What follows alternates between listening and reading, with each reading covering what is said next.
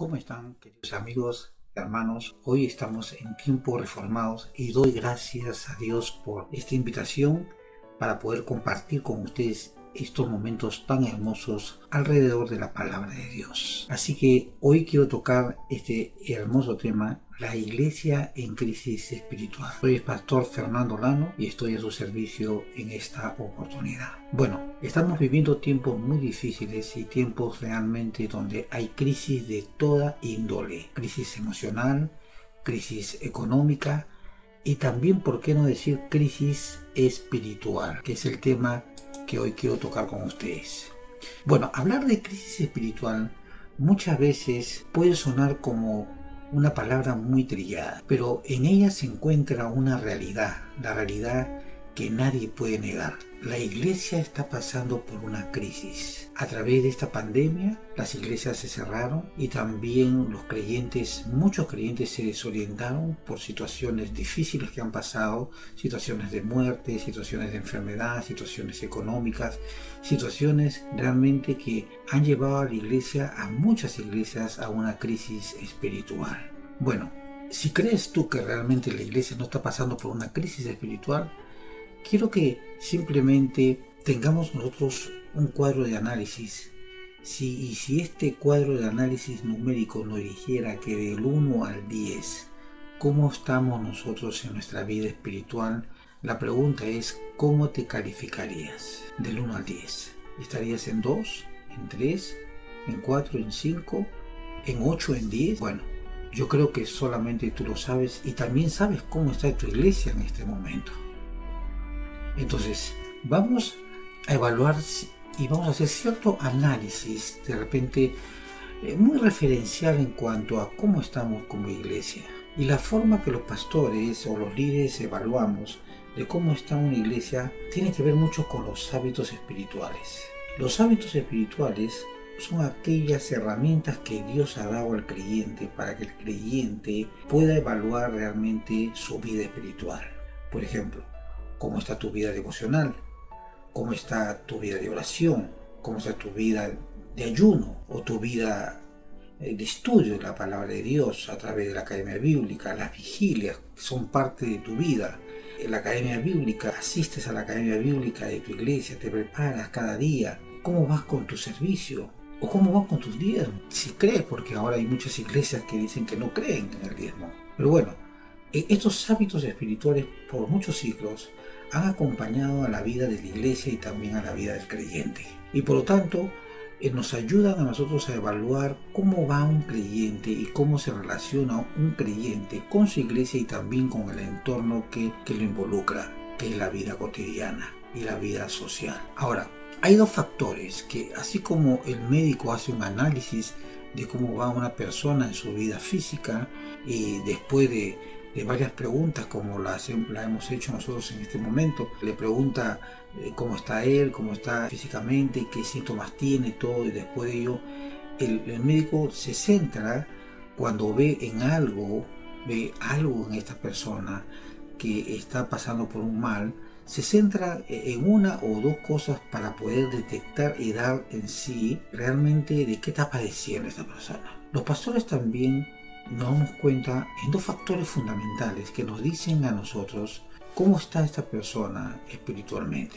Y este factor o estos dos factores que vamos a hablar tienen que ver con lo que es la palabra de Dios y con lo que es también la vida de oración.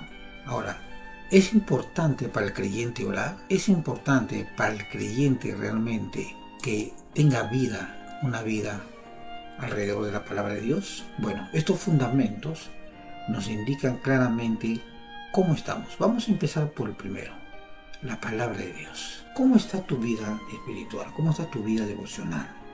¿Qué tiempo tú le dedicas a la palabra de Dios al día o en la semana? ¿Cuántos versículos bíblicos tú has memorizado durante todo este tiempo? Vamos a poner, durante este tiempo de pandemia, de crisis.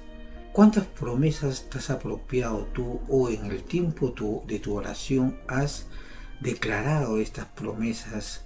Porque la palabra de Dios está siempre allí y es viva, y nuestra oración tiene que estar fundamentada en la palabra. El Espíritu Santo siempre va a buscar la palabra de Dios a través de la vida del creyente para que no solamente nos haga recordar las cosas que el Señor nos ha enseñado, sino también para que en ese momento nos apropiemos de las promesas que ya están grabadas en nuestras vidas. La palabra de Dios es importantísima para la vida de la iglesia y también para la vida del creyente. Por eso que no es un accesorio en la vida del creyente, es fundamental en la vida del creyente. La Biblia en la vida del cristiano no puede estar en un segundo plano o un tercer plano, porque si eso sucede en la vida del cristiano, entonces el cristiano sí se va a ver en un problema. No va a poder vivir la vida espiritual, porque la palabra de Dios es el fundamento, es la base de la relación cristiana, no solamente con la iglesia, sino también con Dios. Yo me comunico, puedo declarar la palabra de Dios, porque su palabra es viva y su palabra también es eficaz en la vida del creyente. Ahora, hay un salmo que yo creo que nos ilustra un poco lo que estoy hablando. El Salmo 119, versículo 11. Dice así: en mi corazón he guardado tus dichos para no pecar contra ti. Este hermoso salmo es uno de los salmos más largos que hay en las Escrituras, este Salmo 119, pero tiene que ver con la palabra de Dios este salmo. Y este concepto que nos dice este hermoso salmo, él dice: en mi corazón he guardado tus dichos para no pecar contra ti.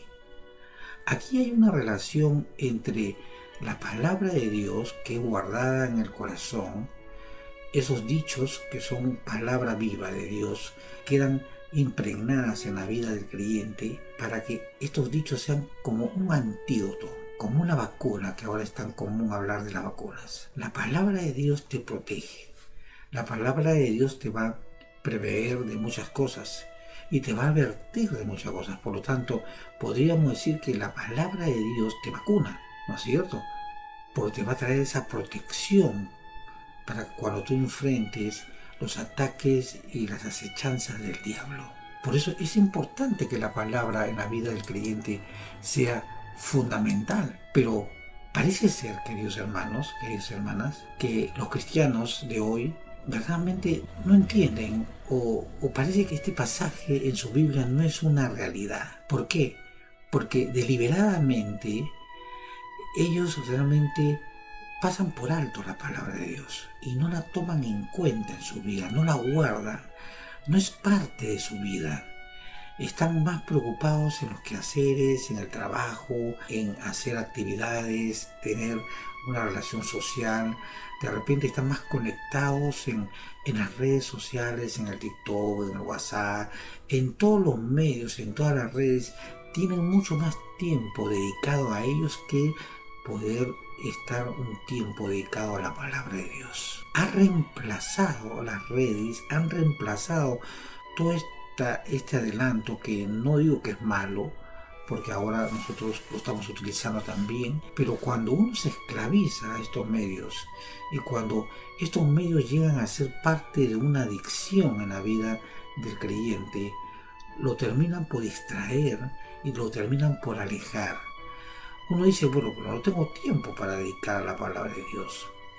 Pero no es una verdad, porque muchos de nosotros y muchos jóvenes y muchos de los que realmente estamos utilizando estos medios tecnológicos, muchas veces pasamos horas tras horas y decimos que no tenemos tiempo para tener una meditación de 10 minutos, 15 minutos, 20 minutos o de repente una hora alrededor de la palabra de Dios. Decimos: no tenemos tiempo y no me alcanza el tiempo. Por eso, pastor, que yo no puedo leer la palabra de Dios porque estoy muy ocupado. Entonces, ¿esto es una verdad? No es verdad. ¿Por qué? Porque ya lo hemos demostrado que esto es simplemente un pretexto. Ahora, esto tiene que ver con la palabra de Dios. Simplemente estoy haciendo un análisis de cuánto tiempo o cómo tú le dedicas a la palabra de Dios. Pero el otro factor que también a mí me va a indicar que hay crisis espiritual en la vida de un creyente o de una iglesia es los tiempos de oración. Ahora, ¿cómo te va con la oración? Si te evaluaras, ¿qué tiempo tú le dedicas a la oración? A estar con Dios en una comunión, en una búsqueda genuina, en un quebrantamiento con Él, buscándolo a través de su palabra. Mira, como pastores y líderes, cuando nosotros no le dedicamos tiempo a la oración, entonces mira, no estamos dedicando tiempo también ni estamos cuidando a la iglesia. Porque la iglesia es gente y el tiempo es vida. Y cuando tú no le dedicas tiempo a la gente, o sea, vamos a poner a tus ovejas, si eres líder, a tus discípulos que están bajo tu responsabilidad, no le dedicas tiempo, tú no le estás dedicando vida. O sea, el discipulado tiene que ver con vida. El tiempo que tú le dedicas a cada uno de ellos para que ellos puedan crecer en la palabra de Dios y ellos puedan realmente ser hombres y mujeres que están, vamos a poner, con una cobertura, no solamente espiritual, sino en base a la oración. La oración es fundamental. La oración de intercesión es fundamental. La oración de clamor es fundamental. Por eso, ¿cuánto tiempo nosotros oramos? ¿Cuánto tiempo clamamos por aquellos que realmente Dios nos ha dado a nosotros como iglesia, como creyentes, como discípulos? ¿Dedicamos tiempo a la oración? Mira, un autor decía que si tú eres llamado y no tienes tiempo para orar, mejor deja el ministerio. Si tú tienes una responsabilidad, si te da el cargo de estar con matrimonios, con mujeres, con niños, con jóvenes, pero no oras por ellos, entonces tú no estás cumpliendo una labor fundamental de protegerlos a ellos, de cuidarlos a ellos. Mira, Jesús pidió a sus discípulos que oraran con Él en sus momentos más difíciles. El apóstol Pablo siempre pedía a la iglesia y pedía a sus hermanos que oraran por Él para que pudiera Él cumplir el ministerio que Dios le había encargado. Entonces la oración cumple un factor fundamental en la vida del creyente. No te olvides que la iglesia, ¿qué cosa es?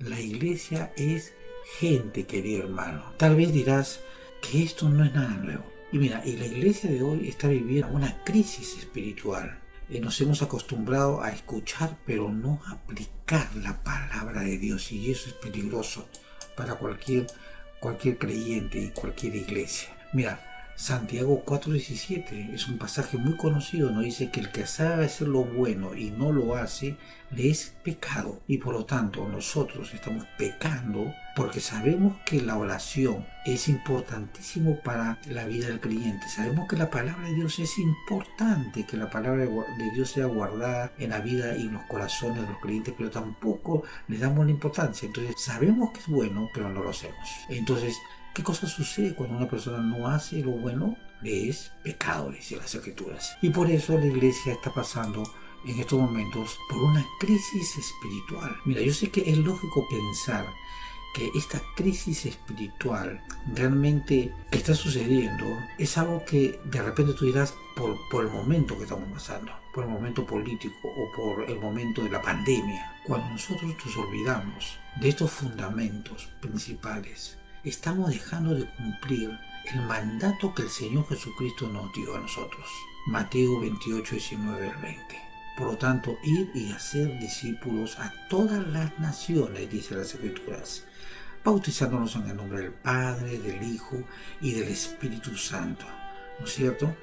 Enseñándoles, dice, a que guarden todas las cosas que les he mandado. Y he aquí, dice, yo estoy con vosotros todos los días hasta el fin del mundo.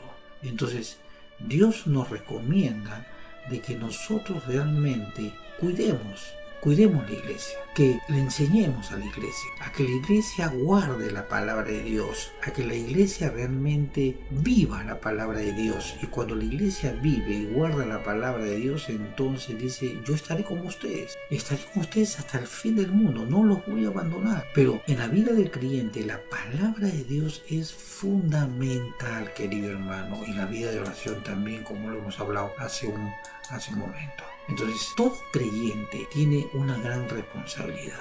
Todos los creyentes. La primera es la vida de oración, que debe ser parte de la vida del Hijo de Dios, de la hija de Dios. Eso tiene que ver con la comunión. Y la otra parte es realmente las Escrituras, que tiene que ver con la relación con Dios. Mira, Ambas me llevan a mí a tener una comunión y una relación con Dios. Y es mi responsabilidad cuidar esa vida espiritual. No es la responsabilidad del pastor, es tu responsabilidad como hijo de Dios cuidar realmente esta vida que realmente va a ser de bendición para otras vidas que también están necesitando conocer más de Dios. Entonces, ¿hay una lucha espiritual? Sí, y la lucha espiritual todos los creyentes la vivimos. Colosenses 1:10, miren lo que dice, ¿no? Para que andéis como es digno del Señor, agradándole, dice, en todo, llevando frutos en toda buena obra y creciendo en el conocimiento de Dios. Dice, para que andéis. O sea, todo creyente tiene lucha espiritual, algunos le llaman guerra espiritual, pero dice el apóstol Pablo, para que andéis como es digno del Señor, agradándole en todo, en tu conducta, en tus pensamientos, en tus hechos. Por lo tanto, ese crecimiento va a ir de la mano conocimiento que tú vas recibiendo de Dios, y esa es madurez. Esa es la vida del creyente que quiere madurar, que quiere crecer y que quiere realmente ser de testimonio y de bendición para todo lo que Dios le manda en ese momento. Ahora, el creyente, querido hermano, querida hermana, tiene que aprender a descansar en el Señor. No en sus fuerzas, sino en las fuerzas de Dios, en el poder de Dios. Y cuando el creyente aprende a descansar en el poder de Dios, entonces va a ver la mano de Dios. Mira, el apóstol Pedro sabía realmente que la iglesia cual él estaba pastoreando estaba pasando por pruebas. Y no solamente que estaba pasando por pruebas porque ya habían empezado las pruebas cuando escribe 1 Pedro, sino que iban aún a llegar pruebas más difíciles. Por lo tanto, el apóstol Pedro se encarga y se responsabiliza de preparar para los tiempos difíciles. Y tú como creyente tienes que prepararte para esos tiempos difíciles. Mira lo que dice 1 Pedro capítulo 5 versículo de 6 al 10. Dice así: humillaos pues bajo la poderosa mano de Dios, para que Él os exalte cuando fuese, ¿qué cosa? El tiempo. ¿El tiempo de qué? El tiempo de prueba, pero también el tiempo que cuando tú vives y cuando tú confías en el Señor te va a levantar y tú vas a glorificar el nombre. Echando, dice, toda vuestra ansiedad, dice, sobre Él, porque Él tiene cuidado de vosotros. O sea, el Señor sabe lo que tú estás pasando en este momento. No es que Él desconoce lo que tú estás pasando, no, Él sabe que tú estás pasando por momentos de prueba, sabe que tú estás pasando por momentos de dolor, sabe realmente lo que te ha sucedido, sabe tu problema económico, tu problema relacional, tu problema con tu familia, Él lo sabe todo. Por lo tanto dice que nosotros entreguemos toda nuestra carga, toda nuestra ansiedad a Él. Dice, sé sobrio, dice, y velad, porque vuestro adversario, el diablo, como león rugiente, anda alrededor buscando a quien devorar. Entonces, otra razón por la cual el creyente debe estar atento para no entrar en una crisis espiritual es estar sobrio. Estar sobrio es que tú tengas todos los sentidos agudizados y mirando de un lugar para otro, entendiendo los tiempos que están pasando para poder tener discernimiento y tomar buenas decisiones. Entonces, también lo dice, por lo cual dice, resistir y estar firmes en la fe, sabiendo que los mismos padecimientos se van cumpliendo, dice, en vuestros hermanos en todo el mundo. O sea, esta crisis no es solamente local ni nacional, es una crisis mundial, donde la iglesia ha sido afectada en Europa, en América, Norteamérica, en Latinoamérica. El evangelio ha sido atacado rotundamente por corrientes filosóficas y diabólicas, en la cual quieren destruir realmente la fe cristiana. Pero ya tenemos nosotros la promesa, las puertas del Hades no van a prevalecer sobre el evangelio, sobre el poder de Dios, porque en Cristo Jesús ya tenemos la victoria. Entonces, mas el Dios de toda gracia, que os llamó, dice, a su gloria eterna en Jesucristo, después de haber pasado, dice, hayas padecido, dice, por un poco de tiempo, Él mismo, mira, acá hay 4 verbos, 4 verbos que demuestran acción. Dice que Él mismo va a hacer en ti que tú seas perfeccionado, que tú seas afirmado, que tú seas fortalecido y que tú seas establecido en Cristo Jesús. Y eso habla de un plan, del plan supremo que Dios tiene para la vida de todo creyente que busca. El Señor quiere que tú seas un creyente firme y bien establecido, un creyente que realmente tenga su esperanza en Dios y confíe en Dios. Si nos apropiamos de su palabra, de la vida de oración y cada una de estas promesas que Dios nos dice que Él no solamente nos va a establecer, sino que Él va a terminar la obra que ha empezado nosotros como cristianos, entonces nuestra vida espiritual va a ser cambiada y transformada. Amén. ¿Qué te parece si me acompañas en una breve oración? Padre Santísimo, yo te doy gracias por tu bondad. Gracias, Señor, porque tú eres fiel y siempre permaneces con nosotros y nunca nos abandonas. Señor, yo te ruego que tú cuides a tu iglesia, Señor. Yo te ruego que tú cuides a cada creyente, Señor, que hoy está buscando tu rostro. Señor, glorifícate en la vida de ellos, Señor, y que ellos también te glorifiquen a ti. Gracias, Padre. En Cristo Jesús te adoramos. Amén. Que Dios le bendiga a cada uno de ustedes, queridos hermanos, y ha sido un gusto realmente estar con cada uno de ustedes. Amén.